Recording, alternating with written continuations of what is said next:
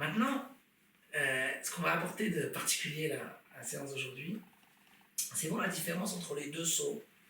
Le saut qu'il y a eu entre Pessah et Shavuot, la sortie d'Égypte et le don de la Torah, et ce saut qu'on est en train de vivre maintenant. On vient de finir un mois de fête, et là, a priori, on part dans l'hiver comme ça, et après on va se retrouver avec Hanouka et Purim au milieu de l'hiver.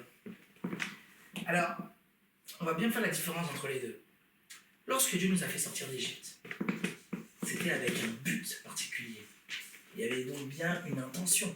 C'était pas juste sortir d'Égypte pour sortir d'Égypte et maintenant faites ce que vous voulez. C'était pas juste se libérer le peuple de l'oppression égyptienne. C'était pas juste là. Le but était que maintenant on devienne le peuple de Dieu, qu'on accepte la Torah.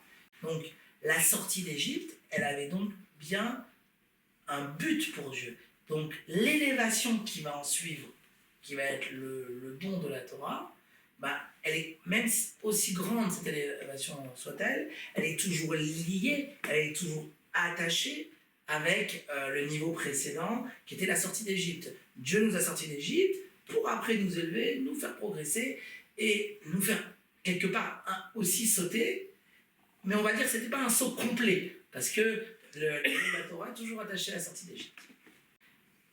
Quand on rentre dans l'hiver, l'hiver dans la Torah, c'est synonyme un peu d'éloignement. Et l'été, c'est synonyme de rapprochement. Les fêtes de la Torah, Pessah, Shavuot, qui sont printemps-été, c'est synonyme de rapprochement. Quand le soleil brille, c'est un rapprochement par rapport à Dieu. Et quand l'hiver arrive, voilà, chacun il va revenir dans sa vie quotidienne. Et peut-être que personne ne sait qu'est-ce qui va arriver, s'il va tenir, est-ce qu'il va toujours avoir cette même enthousiasme dans la Torah, cette même chaleur, est-ce qu'il va garder son niveau tel qu'il avait dans les fêtes, ou il va peut-être chuter, on n'espère pas, mais on ne sait pas, il rentre dans l'hiver. Mais d'un autre côté, lorsque un juif, il garde toujours cet esprit-là, d'avancer pas seulement dans une continuité, mais d'avancer en sautant, en progressant, et être capable de faire des choses nouvelles qui n'étaient même pas prévues dans son projet. Il s'est complètement surpassé. On arrive à ce moment-là à des résultats complètement imprévus et qui n'étaient même pas prévus dans le projet divin. Hanouka et Purim, qui font suite à l'hiver, à un certain éloignement, c'était des fêtes qui n'étaient pas prévues dans le projet. Ils ne sont pas écrits dans la Torah, ce sont les Juifs par leur comportement qui les ont créées, ces fêtes.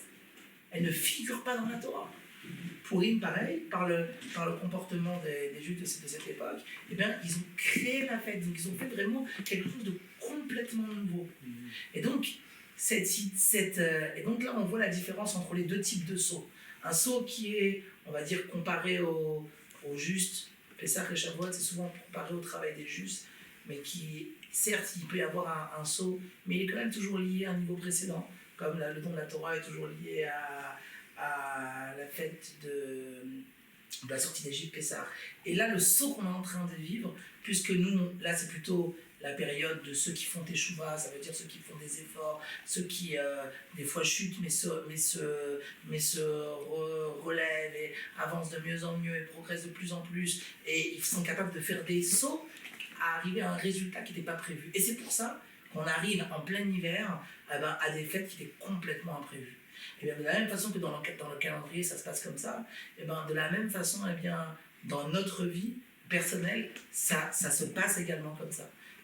En allant dans ce sens, en allant dans ce saut sans aucune commune mesure, à la façon de l'hiver, et sans chercher spécialement, des fois on avance avec un but, puis des fois on avance vraiment pour avancer, pour progresser, pour s'attacher à Dieu, sans chercher spécialement à atteindre un certain niveau, mais on le fait de tout son cœur, pleinement, entièrement. À ce moment-là, on peut arriver à des résultats complètement inattendus. C'est ça qu'on se souhaite pour chacun de nous dans notre service de Dieu en particulier, et aussi de façon générale pour l'association.